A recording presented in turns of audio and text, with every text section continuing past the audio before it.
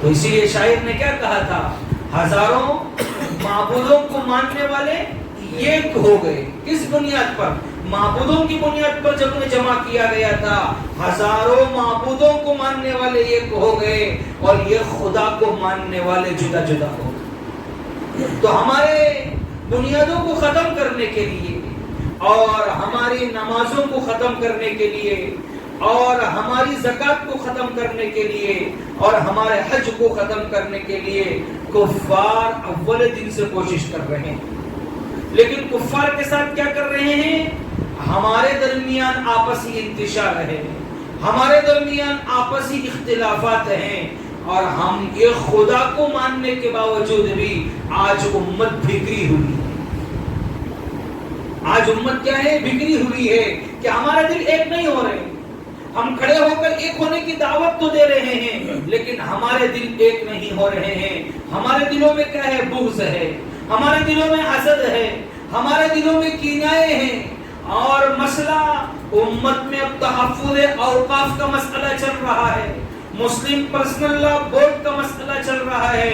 مسلم personal لا board واحد جماعت ہے کہ جس نے امت کو یکتا ہونے پر دعوت، اور دعوت تبلیغ کی جماعت، اللہ تبارک و تعالیٰ نے اس دعوت تبلیغ کی جماعت سے وہ کام لیا، اور اللہ تبارک و تعالیٰ نے اس دعوت تبلیغ کی جماعت کو ساری دنیا میں صرف ہندوستان کی بات نہیں کہہ رہا ہوں بلکہ ساری دنیا کی بات کر رہا ہوں کہ اللہ تبارک و تعالیٰ نے اس دعوت تبلیغ کو وہ مقام دیا، وہ عزت دی، اور اللہ نے اس دعوت تبلیغ کو اتنا اونچا مقام دیا کہ کئی لوگ جنہوں نے بدکاریوں میں اپنی زندگی گزاری تھی، زنا میں اپنی زندگی گزاری تھی، عیاشیوں میں اپنی زندگی گزاری تھی، اور زندگیاں ایسی تھی کہ ان کا کفر پہ مرنا طے تھا، لیکن تبلیغ کی برکت سے، یہ دعوت تبلیغ کی بنیاد پر، یہ دعوت تبلیغ کی محنت میں لگنے کی بنیاد پر ایک انسان شرابی کبابی سے آج وہ ولیوں کی فہرست میں جمع ہو.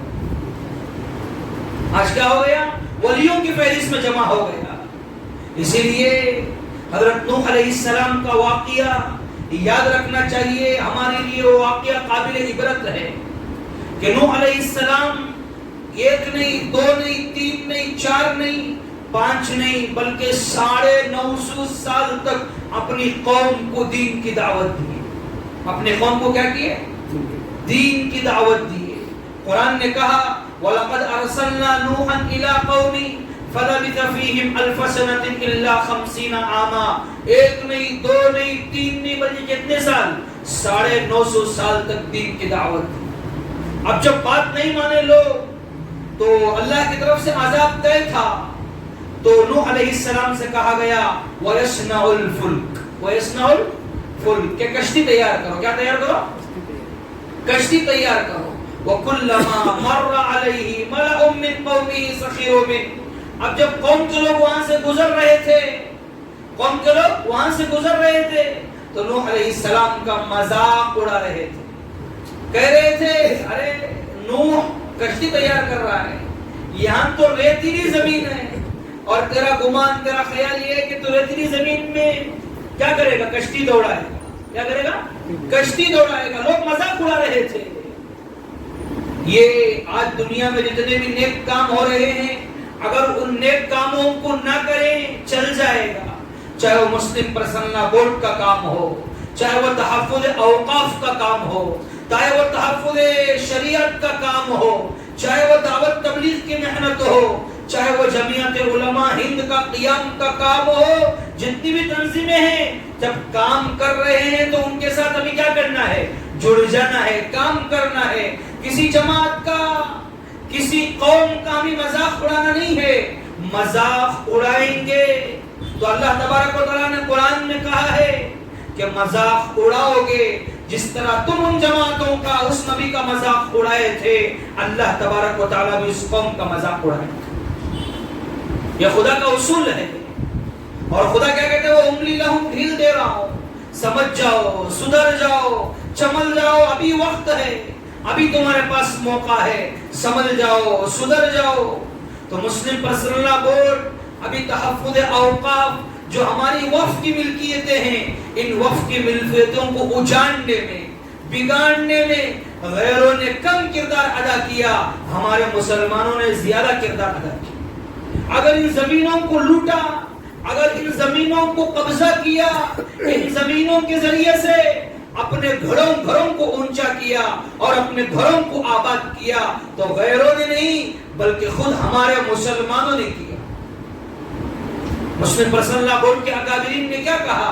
اگر ہماری ان وقف کی زمینوں کا، وقف کی ان جائیدادوں کا صحیح استعمال ہوتا تو ہمارے بچے کو کسی کے سامنے جا کر ہاتھ باندھ کر کھڑے ہونے کی نوبت نہ آتی۔ اگر ہماری ان وقف کی زمینوں کا صحیح استعمال ہوتا، صحیح اس کی حفاظت کرتے اور مسلمان پیسوں کے لیے اپنے ایمان کا سودا نہ کرتے اور ان زمینوں کا سودا نہ کرتے، تو آج ہمارے بچیوں کے سروں پر سے دوپٹہ بھی نہ نکلتا،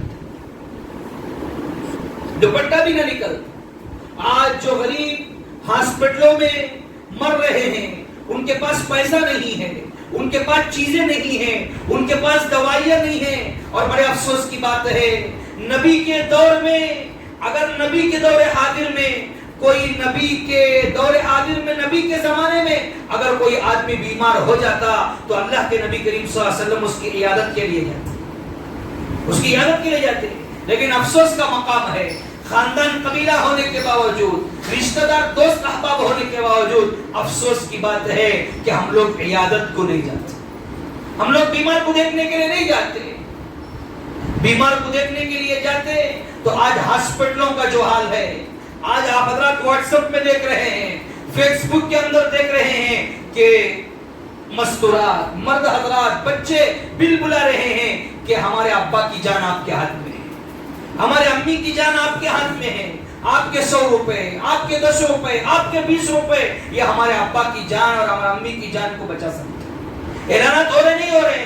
اگر وقف کی جائیدادوں کا صحیح استعمال ہوتا اور وقف کی پراپرٹیوں کو صحیح ہمارے نمائندے جو آج مسلم کے رہنما بن کر کھڑے ہوئے ہیں، جو آج مسلم کے ذمہ دار بن کر کھڑے ہوئے ہیں، وہ ہماری ان وقف جائیدادوں کو اپنے گھروں کو آباد کرنے کے لیے ان جگہوں کی نیلامی نہ کرتے، ان جگہوں کو نہ بیچتے، تو آج مسلمانوں کو ہاسپٹلوں میں جا کر دوسروں کے پاس بھیک مانگنے کی ضرورت نہ پڑتی۔ وقف کی جائیدادوں کا سودا ہمارے ذمہ داروں نے کیا اور ہمارے بڑوں نے کیا، اور وقف کے ان جائیدادوں کا تعلق یاد رکھیں کہ مسجدوں کا تعلق ہو، چاہے وہ مدرسوں کا تعلق ہو، چاہے وہ مراکز کا تعلق ہو، چاہے وہ خانقاہوں کا تعلق ہو، چاہے وہ درگاہوں کا تعلق ہو، یہ وقف ایک ایسی چیز ہے کہ اس پر درگاہ بھی آج آباد ہے، اس زمینوں پر آج مراکز بھی ہیں، اس زمینوں پر آج مدارس بھی ہیں، اس زمینوں پر آج مساجد بھی ہیں۔